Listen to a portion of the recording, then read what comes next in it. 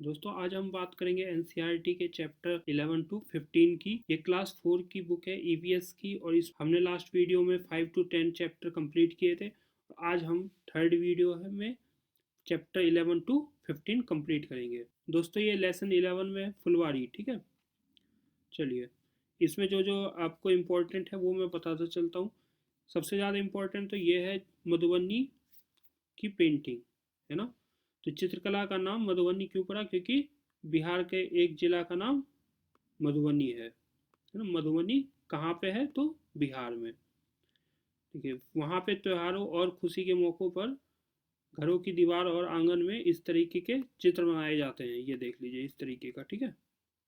अब देखिए ये जो चित्र बनाए जाते हैं वो चावल के घोल में रंग मिलाकर बनाए जाते हैं। ये रंग भी खास तरीके के होते हैं जिन्हें कि नीम, हल्दी, फूल, फलों के रंग आदि का इस्तेमाल करके बनाया जाता है। और इस चित्र में क्या क्या बनाया जाता है? तो इंसान, जानवर, पेड़, फूल, पंछी, मछलियाँ एवं अन्य कई जीव जंतुओं को एक साथ बनाए जाते हैं। अब देखिए नेक्स्ट है, उत्तर प्रदेश में रहने वाली फिरोजा और नीलमा के को कचनार के फूल की सब्जी बहुत पसंद है। मतलब कचनार जो कहाँ होता है? तो कचनार यहाँ पे उत्तर प्रदेश में, ठीक है। उत्तर प्रदेश में कचनार है, और केरल में आपको ये केले हैं, और महाराष्ट्र में सहजन। तो अब इसमें ये जैसे क्वेश्चन बना देगा कि महाराष्ट्र में किस फूलों का खाने में लोग इस्तेमाल करते हैं? तो सहजन। केरल में केले, उत्तर प्रदेश में कचनार के फूलों का। आगे देखिए खुशबू और रंग, है ना। ये वाला एक टॉपिक जिसमें कि गुलदावरी, जीनिया के रंग बनाए जाते हैं और उन रंगों से कपड़े भी रंगे जाते हैं। तो ये जो गुलदावरी और जो जीनिया है इनके रंग बनते हैं, इनका रंग बनाने में प्रयोग होता है। देखिए गुलाब जल और ग्लिसरीन बराबर मात्रा में मिलाकर शीशी में भर लो। इसे इसमें कुछ नींबू की बूंदे डालो। इसके इस्तेमाल से सर्दी में त्वचा नहीं फटती। तो इसमें ये पूछ देगा कि त्वचा किस सर्दियों में त्वचा को फटने से बचाने के लिए हमें क्या करना चाहिए? तो गुलाब जल और ग्लिसरीन को बराबर मात्रा में मिला करके लगाना चाहिए। उत्तर प्रदेश का कन्नौज जिला इत्र के लिए मशहूर है। यहाँ पर पास के इलाकों में ट्रक भरकर फूल लाए जाते हैं। उनसे इत्र, गुलाब जल और केवड़ा तैयार होते हैं। तो कन्नौज जो है किस चीज़ के लिए फेमस है? इत्र, गुलाब जल और केवड़ा के लिए। और एक ये इत्र के लिए, है ना। जो ये है इत्र सबसे ज़्यादा मशहूर है।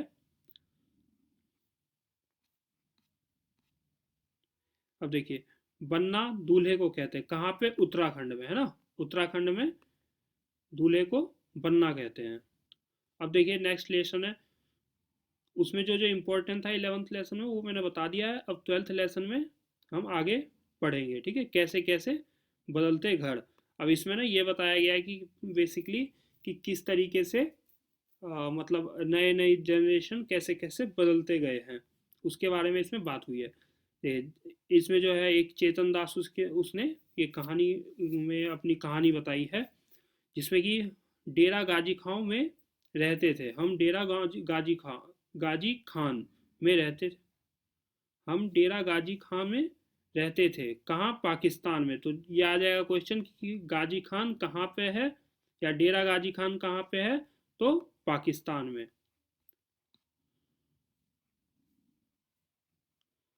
ये सोना गांव कहाँ पर है? तो हरियाणा में। ठीक है, इसमें जो जो इम्पोर्टेंट है मैं वही बता रहा हूँ। सोना गांव हरियाणा में है। अब देखिए यहाँ पे उसे मिट्टी मिला। अब यहाँ पे घर बना रहा है। हम आसपास के घरों से गोबर ले आए। अम्मा ने उसमें मिट्टी में मिलाया और जमीन पर लिपाई की, बिल्कुल वैसे ही जैसे वे पुराने घरों में करती थी। अम्मा कहती है इससे मिट्टी में कीड़ा नहीं लगता। तो जो मिट्टी में अगर गोबर मिला दिया जाए या गोबर की लिपाई की जाती है तो उसमें मिट्टी में कीड़ा नहीं लगता है। अब देखिए लकड़ी को दीमक न लग जाए इसके लिए नीम और कीकर की लकड़ियों की फ्रेम बिछा दी गई। मतलब जो कीकर और नीम की लकड़ियां होती है उसमें दीमक नहीं लगते या अन्य कीड़े नहीं लगते। देखिए यहाँ पे है ना, सोना गांव हरियाणा में है। सोना से जब दिल्ली जाता हूँ तो रास्ते में गुरुग्राम शहर पड़ता है, जिसको कि गुड़गांव भी कहते थे पहले, अब गुरुग्राम हो गया है। तो ये पूछ देगा कि भाई सोना और दिल्ली के बीच में कौन सा शहर पड़ता है? तो गुड़गांव या गुरुग्राम। देखिए लकड़ी के काम करने वाले को बढ़ई कहते हैं। जो लकड़ी का काम करता है उसे बढ़ई कहते हैं, और जो ये है जो बिजली का काम करता है उसे इलेक्ट्रीशियन कहते हैं, जैसा जो पाइप का काम करता है उसे प्लम्बर कहते हैं, और जो ये घरों का जो बनाता है उसे राजमिस्त्री कहते हैं। देखिए 13 लेसन है, पहाड़ों से समुंदर तक। इसमें बेसिकली कुछ नहीं, कुछ खास तो नहीं बताया गया है। इसमें ये बताया गया जैसे पहाड़ों से नदी निकलती है तो इसमें कहाँ कहाँ से होकर के आती है, फिर समुंदर में मिलती है, और समुंदर में मिलने से पहले इसमें क्या क्या चीज़ और मिल जाते हैं। तो वही चीज़ का बताया है, इसमें कुछ अलग से कहानी में बताया नहीं गया है।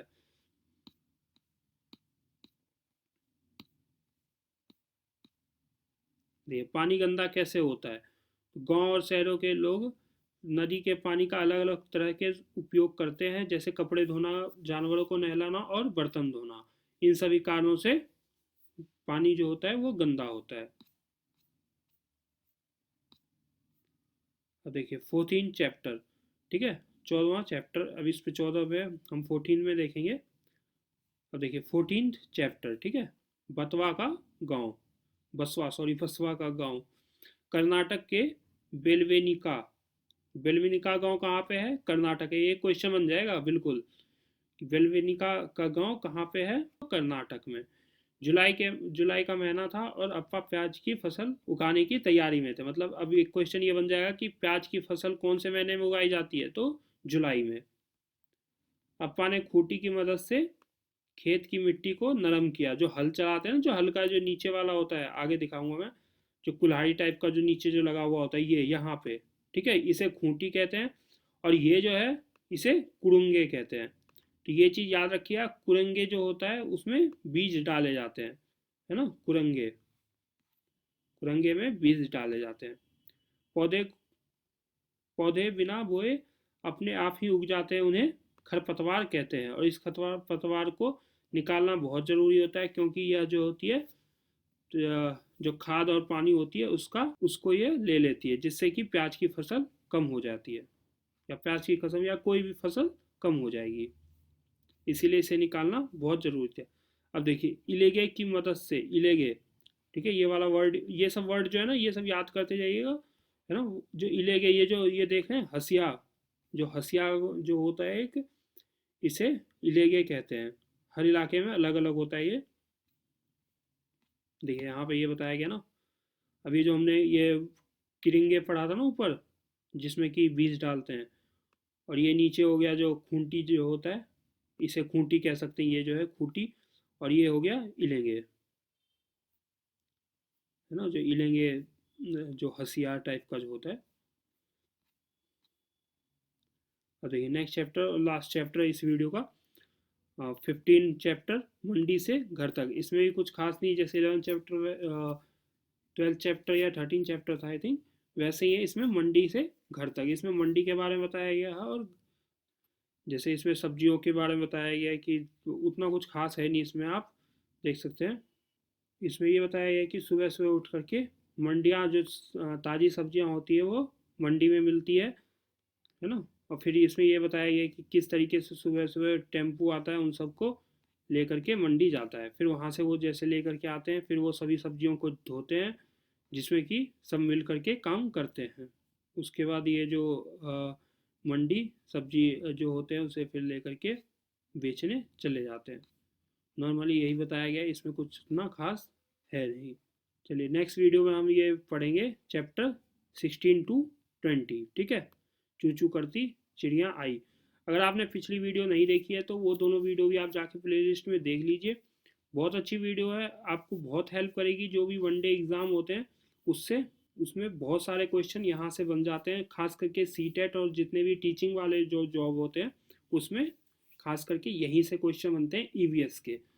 तो ये पूरी सीरीज चलेगी जिसमें कि आपको 4th 5th 6th 7th 8th 9th 10th तक की, ठीक है, तो सभी को मैं कंप्लीट कराऊंगा आपको। तो ये आप, तो अगर वीडियो अच्छी लगे तो प्लीज़ लाइक कीजिएगा, शेयर कीजिएगा, तथा पहली बार आए हैं चैनल पे तो सब्सक्राइब कीजिए, जिससे कि आपको ऐसी वीडियो और मिलती रहे और हमें मोटिवेशन मिले।